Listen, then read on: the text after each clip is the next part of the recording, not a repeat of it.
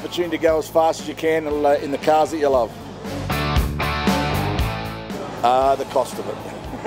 The cost of buying the engines, the parts, the engines. I suppose the fact that it is a dangerous sport, all that sort of stuff, you know, but I mean, you have to manage it, yeah, you have to manage all that sort of stuff.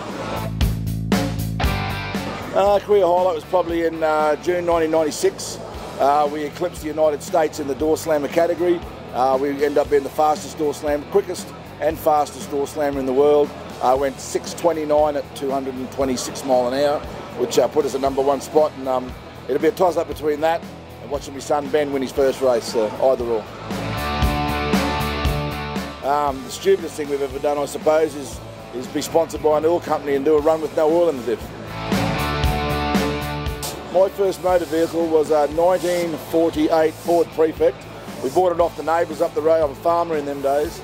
Bought it off the neighbours up the road for $30, and I thought it was the greatest thing in the world.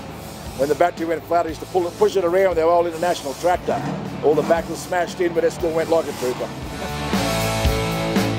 Childhood hero was definitely my dad. You know, that's where I got the mechanics from, the ilk to go forward and stuff, you know, like that. And he was a dawn to dusk farmer, and that's what I loved doing in them days. It was 28 years I was on the farm, and most certainly picked up most of my work ethics and you know, the ability to work on mechanics and the want to win from him for sure.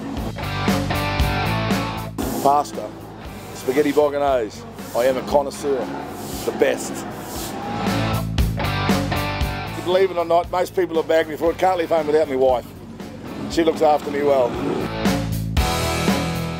It's a two-lane blacktop movie that had one of the Beach Boys in and a couple of famous people in the early days. We tossed up between that and American Graffiti. Now, they're the sort of movies we sort of started with. It was probably two-lane blacktop. People that have seen it know why. Yeah, I want to be remembered as a motor racer, of course, but I think a lot of stuff you do on the way is what really matters, you know, looking after people less fortunate and, you know, giving back some to the sport in the long run.